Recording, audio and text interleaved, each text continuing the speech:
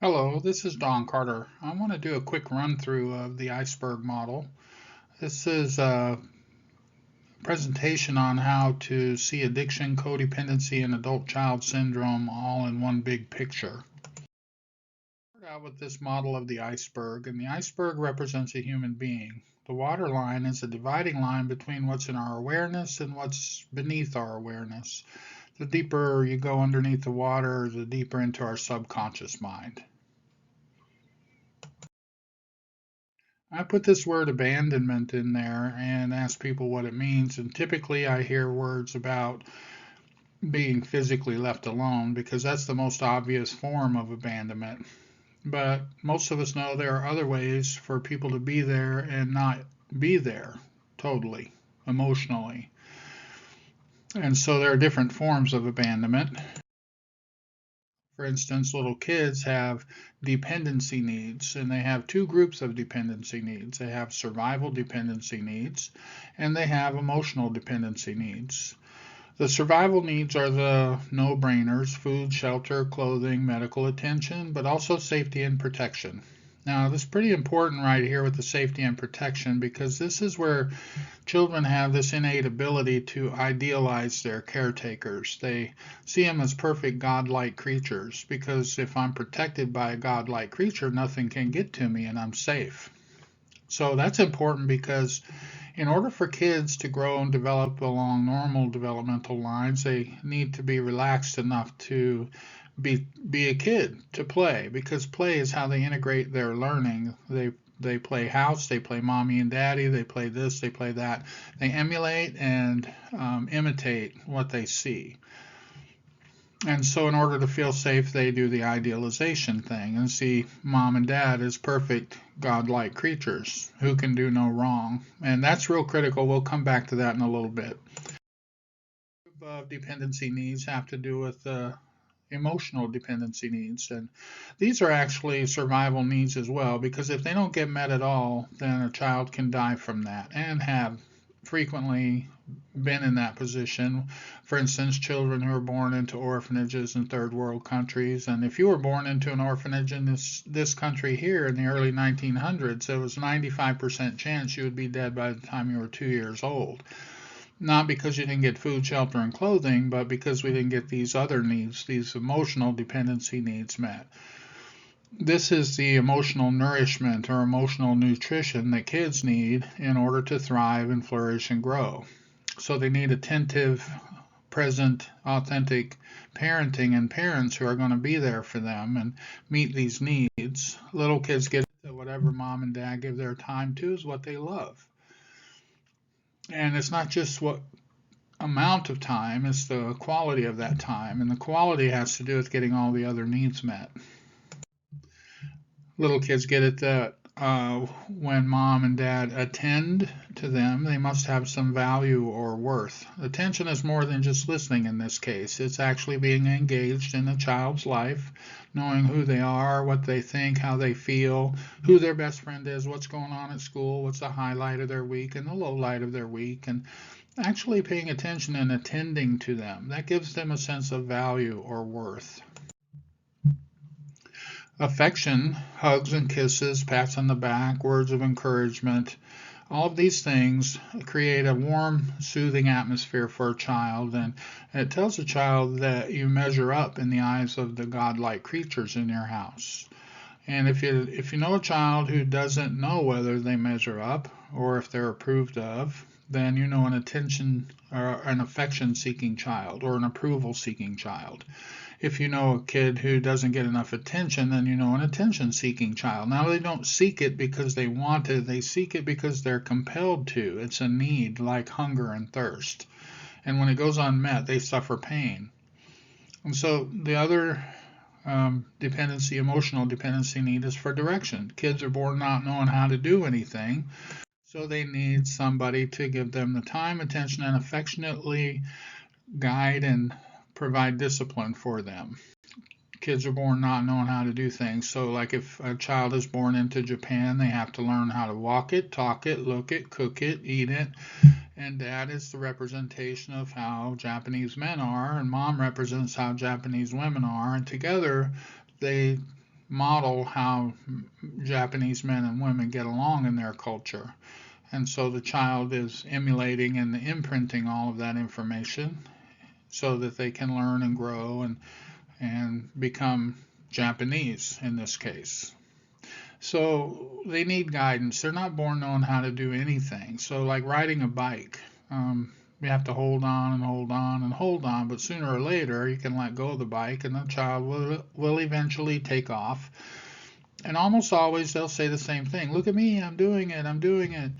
And that's a statement of competence. And kids need a lot of I can do it's. And in order to get that, they need guidance. They need attentive parents who are going to take the time to teach them the fundamentals of how to do things: how to build an engine, how to cook a meal, how to behave in public, how to dress, how to walk, how to talk, all of that stuff. And so the how-tos come through the other needs as well.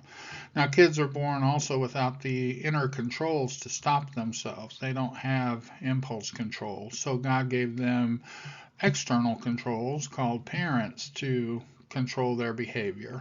And children will test the limits and test the limits and test the limits until someone steps in and says no.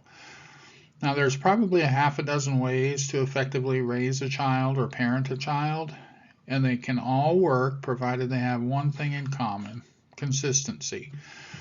If a child knows where the line is and they come up to that line and they know that with consistency that if they step over it, they're not going to like what happens, that will cause a child to stop and think and then pull back on their own reins and develop self-discipline, the ability to stop themselves. They'll also learn some right and wrong according to the family members, and so that will help them build character.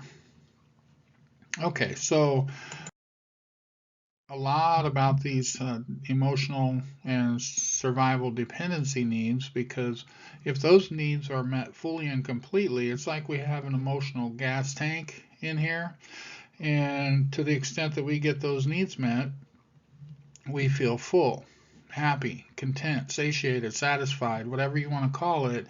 Life is good and I'm well adjusted. If I only get my needs half met, then I'm half full and I have a sense of emptiness or a longing or a lack.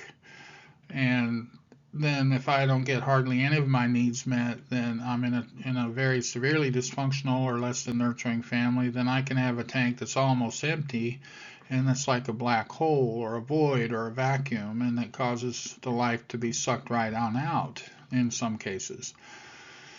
So that's emotional abandonment, and that's an emotional wound. The key word is emotional, because it feels like something that I am abandonable.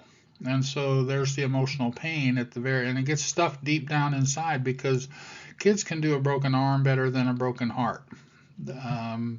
The emotional pain is just something that's almost impossible for a young child to process, and that's why they have parents to soothe them as well. But soothing doesn't always do it if the abandonment continues, because the soothing doesn't come in a less than nurturing situation, at least not often enough. And so with that abandonment wound being unmet or unattended to, then like any other wound that sets in this case, it's an infection of shame, toxic shame at a certain point. And this is that inner critic that develops inside of a child around 6 or 7 years old. When they have command of the English language, they can have self-talk, and that self-talk will say things like this to a child: if they don't get enough time, I'm not lovable. If they don't get enough attention, I'm not worth it. No affection, I don't measure up. No direction, I can't do it. I'm incompetent. No discipline, that's because I won't amount to much, and there's not much about me that's going to be redeemable. So this is the inner critic that develops inside, creates that infection of shame on top of the wound of abandonment. And then, like any other wound, we get a scab on top of it called, in this case, contempt, because that's all the crusty feelings of anger and bitterness and resentment, and that contempt, or that family of angry feelings, has a lot of energy wrapped up in it, and it's just beneath the surface of our awareness, so it's what we're most aware of in many cases. And so all that energy has to go somewhere, and we only have two choices. We can point the energy inward and become internalizers, or we can point it outward and become an externalizer. If I point it inward, then I tend to have problems with depression. I'm all about what others want, what they think, what they need. I'm full of shame because mostly everything's my fault. If the sun doesn't come up in the morning, it's probably related to something I did or didn't do. My behaviors tend to hurt me more than anyone else. I'm focused on others, and so I come last. I have weak boundaries. I can't say no. You might leave me or reject me. Then I become really dependent on your attention and affection or approval. And so I become a people pleaser as well. That's the codependent side, or that's what happens when we turn all that contempt inward on self. Now, if we turn it outward, we tend to have angry outbursts and we have anger problems. And we're all about what I want, what I need, what I feel. I'm shameless and blameless. Nothing's ever my fault. And if all these other stupid people would do things my way, it'd be a much better world. My behaviors tend to hurt others more than me. I have rigid boundaries. You can't get through to me, can't change my mind, can't convince me I'm wrong. I'm anti dependent. I don't need you. I don't need anybody. That's a very empowering statement, and it covers up a lot. And then they're intrusive and aggressive, the externalizer is. And you can say no to them, but they won't respect that. They'll barge right on through the boundary that you try to set anyway, unless it's a very strong one. And so that's the counter dependent side. Now, a lot of people look at this and they say, can you be both? And of course you can. And most of us are internalizers until we're pretty much up to here with it. And then we have an angry outburst and dump some of that energy. And usually when we do that, it lands on whoever's standing nearest to us. And so we hurt someone we care about. And after that's all over, then we can turn it back inward on ourselves. But if someone tends to live over here on the internalizer side most of the time, they'll probably be able to end up in counseling and get some help. The externalizer, on the other hand, if they can't break out of that mold and start looking inward, then the externalizer is going to end up in a more of a controlled environment like a jail or a prison or an institution. So the contempt, the shame, and the abandonment creates a free-floating mass of pain just beneath the awareness on our inner world. It's the scab of contempt, the infection of shame, and the wound of abandonment. That creates a false self in a child because children go by their feelings. They have felt thought. And the younger we are, the more we have to rely on how I feel inside. And so I feel less than or unimportant or not lovable or unworthy. And that creates all of this woundedness and false sense of who I am. It creates that counterfeit and I buy it hook, line, and sinker. So at this point, I have to abandon my inner world of experience and I focus. Maybe I get all caught up in romance novels or video games or comic books or getting in trouble, any number of things. Keep my focus out there on the world and other people in it. Pour a slab of concrete over the top or put on a mask, and some people call them cover-ups. And what that is a public image that I can portray or project in order to get some acceptance and to belong in the world. But that's just an invented self. It's a role I play. So let's take a look at that real quick. Let's say I'm in a less than nurturing family. Dad's an alcoholic, mom's a codependent. It's starting to get worse and worse and worse. So the first child comes along in a family like this, and they find that if they're going to get any time, attention, or affection, they've got to do something outstanding. So they become the family hero. And there are two kinds of family heroes. The flashy one who's captain of the football team or head cheerleader or class president. The kid walking down the street that you say, oh, wow, that kid's got it made. At least it looks like that on the outside. But the inside doesn't match the outside, as we see. Now, the other hero is the responsible one. This is a behind-the-scenes hero. This is like a 10 or 11-year-old child who comes home and takes care of the other siblings and cleans the house and helps cook the meal and takes over for a lot of the unfinished business that the parents are supposed to be responsible for because they're too caught up in their own dysfunction. So then the second kid, they can't compete with the first kid usually for the hero position. So they go the other way and they become the rebel. And the rebel, they don't get any attention unless they get negative attention. And so they get in trouble and they act out, and then they get time, attention, affection, and direction from teachers and principals and juvenile officers and other people who try to help this kid because they see the good qualities and they know that this child's in trouble, and so they are trying to help. And the rebel gets probably more attention than the hero does. And then the third child, they can't compete for the positive or the negative because that's already taken. So they don't get any attention unless they get creative. And the lost child is the one who's always off by herself and playing house or playing with her dolls and becoming a mom and a dad and the baby and having the happy little family in her fantasy world. Or she's reading romance novels, or if it's a boy, he's reading comic books and being the superhero and saving the world, or they have their own little fantasy world. And the problem with that is they don't get much practice in the real world, and so they become shy and withdrawn and they become lost in the crowd.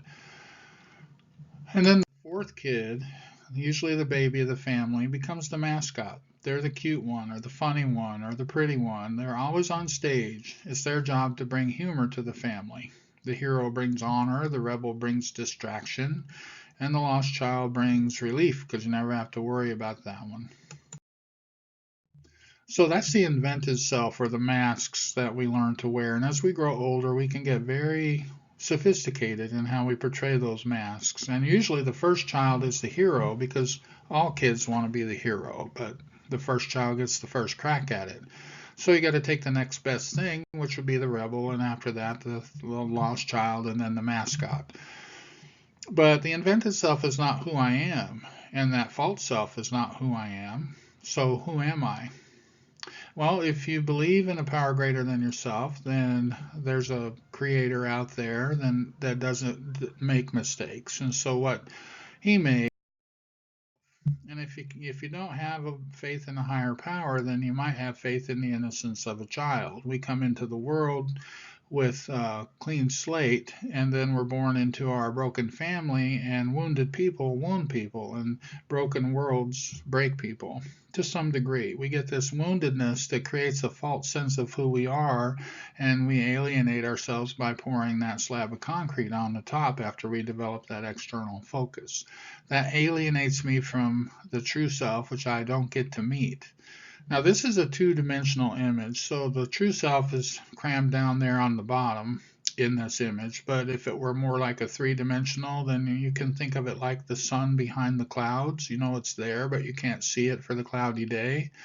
And if the storm clouds are gathering, it's even more difficult. But the true self remains. It is in there. It's just covered up and replaced by that counterfeit. And so it's kind of like an internal mask. Okay, so this is our situation, and let's say we're 13, 14 years old, and we've been suffering, and the emotional pain has been growing, and all of this has been getting worse. And so people don't like pain. We need comfort and relief, and we can't generate any good feelings on the inside. We can't even go there. So if we're going to find comfort and relief, we need to look somewhere outside. Enter the addictive qualities.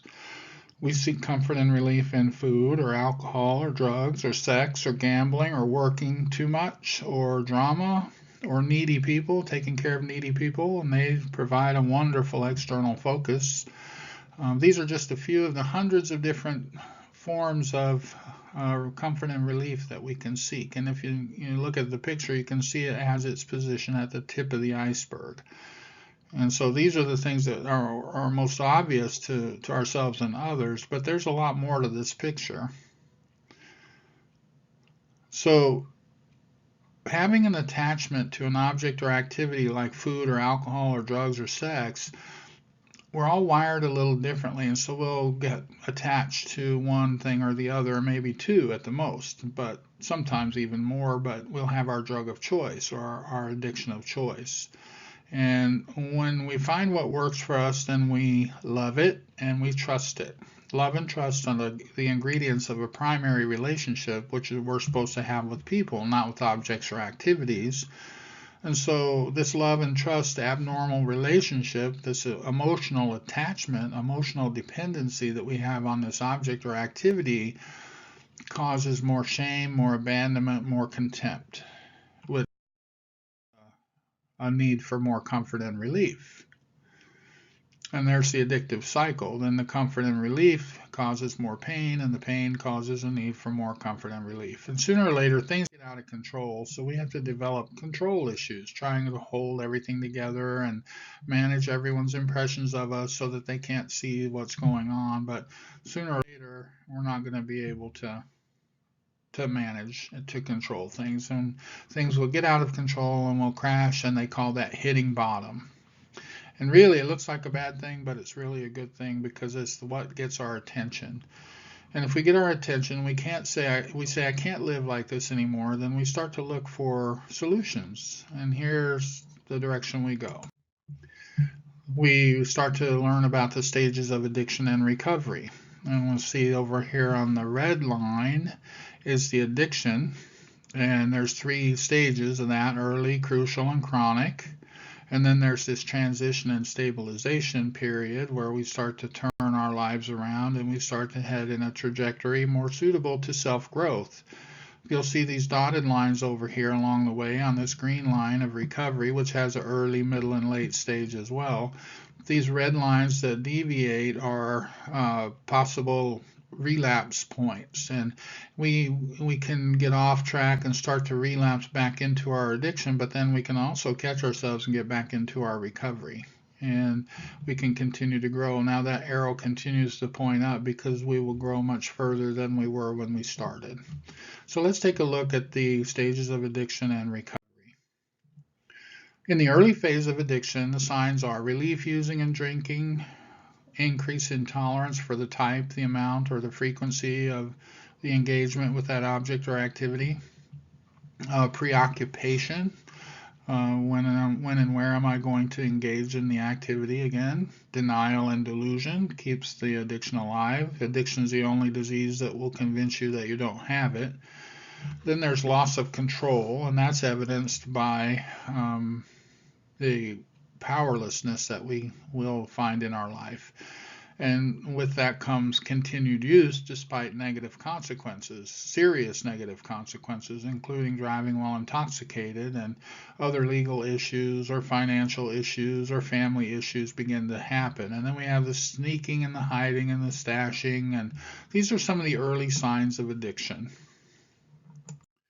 The middle or crucial phase, as they call it crucial because if you don't catch it in the middle phase, you're going to have a lot more trouble getting into recovery in the chronic phase. So the signs of the crucial phase has begun is when we have psychosocial dysfunction, like family problems, relationship problems in our family, social problems. We make a play for our boss's wife, or we do something stupid at a party and we embarrass our family, or pass out on the picnic table, or there's social problems, and there's financial problems, of course, paying for legal fees, medical bills, lost opportunities, and then emotional problems like depression and anxiety related to the fallout that's happening in my life, and then even legal problems with the driving while intoxicated, or the domestic violence, or the other kinds of issues that can come up. And last but not least, there's occupational problems. And occupational problems are last usually because the addict has to protect his supply.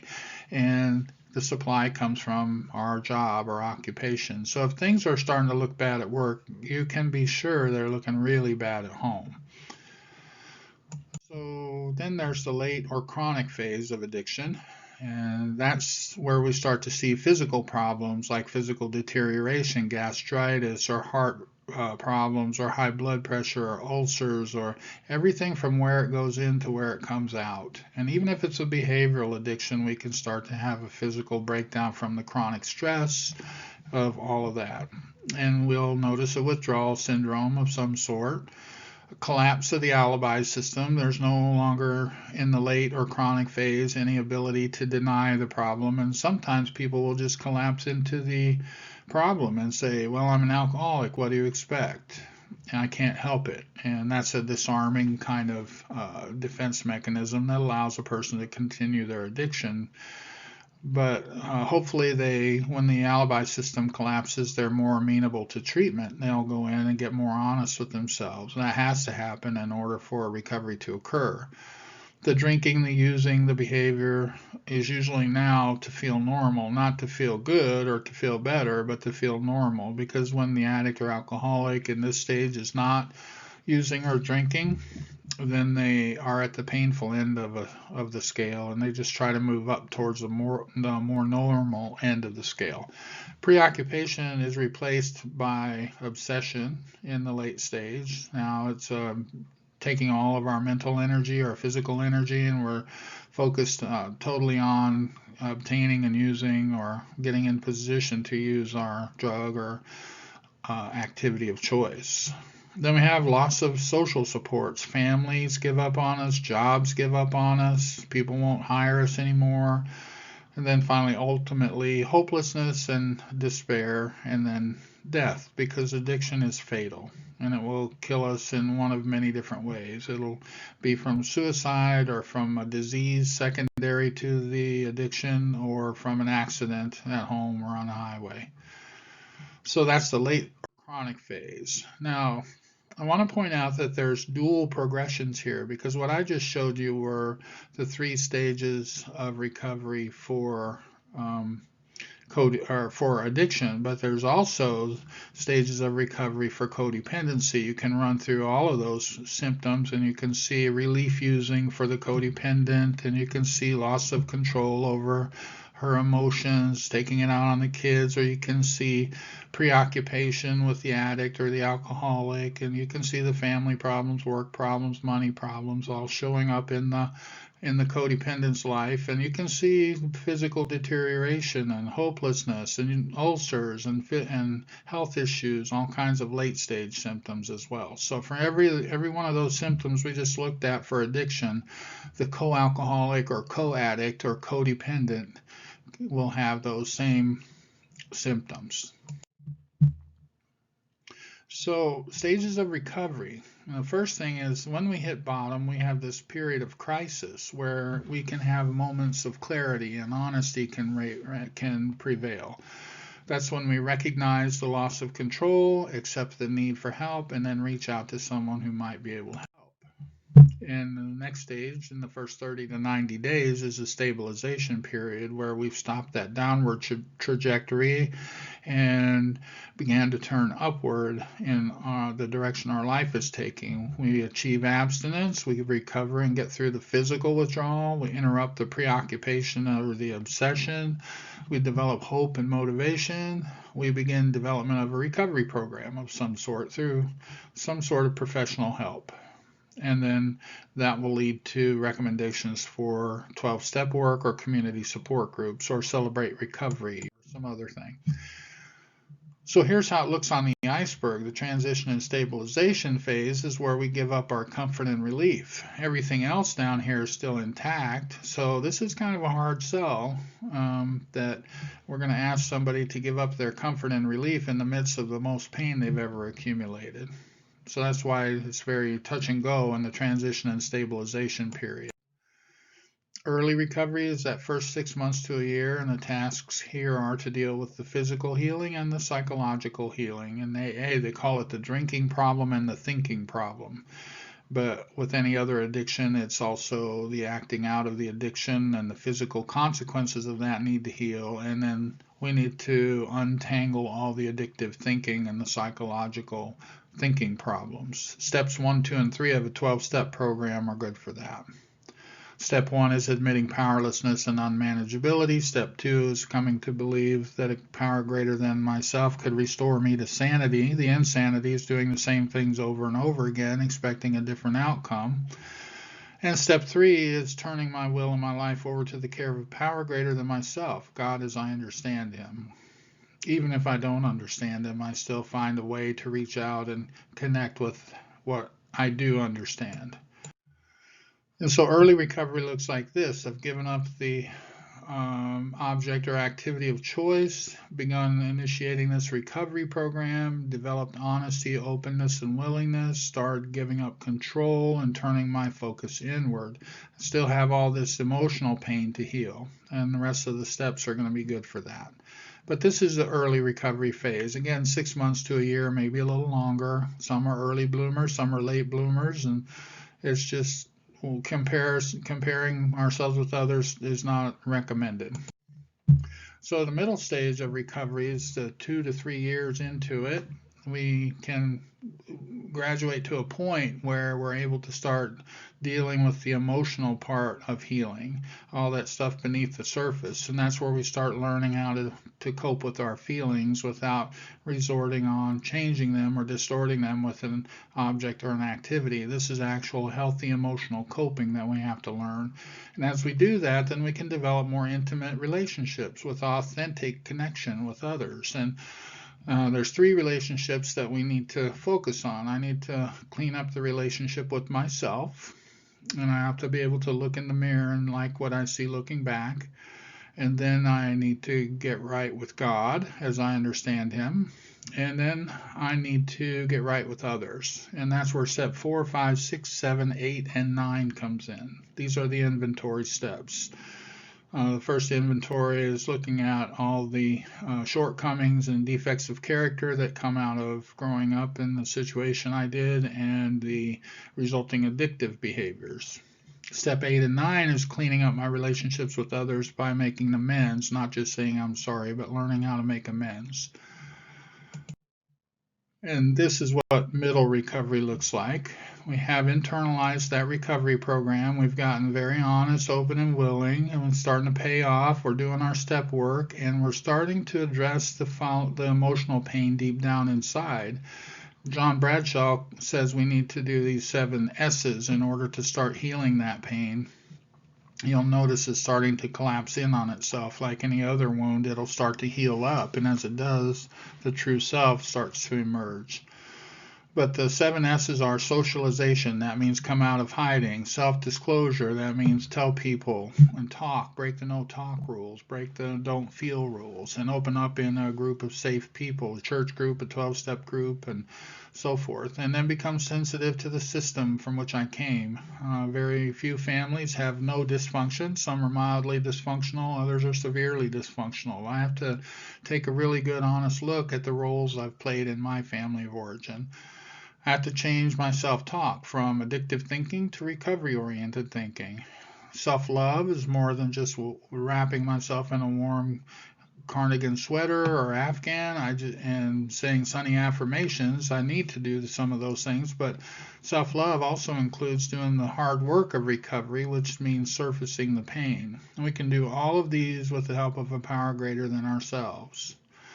And as we do that, then we've initiated that healing of the woundedness on the inside. And that's in the first 2 to 3 years of recovery. Then we're starting to really see the emotions and relations improving. And we're starting to get connected with ourselves. So if I want true intimacy, I have to be able to share who I really am with another human being. And I can't share it if I don't have connection to it.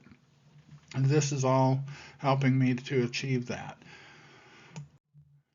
So then in the late stages of recovery, 3 years and up, my tasks are spiritual healing, self-actualization, and maintaining my recovery program. And really, the maintenance of my recovery should be on top. That will help me to become all that I'm able to become and who I'm supposed to be, self-actualizing, and along with finding my purpose and meaning according to a power greater than myself, my spiritual healing takes over. And that's step 10, 11, and 12. It's where I keep the inner world clean, I protect it, I maintain it, I am constantly growing, and I am sharing with other people the trail that I've been following so they can find their way as well. And that's just the 12th step. And here's how that looks. Late recovery. I've internalized and continue to live my recovery program with honesty, openness, and willingness. I don't need a mask. I don't need a cover up. I don't have that pain in there anymore. I have connection with who I really am.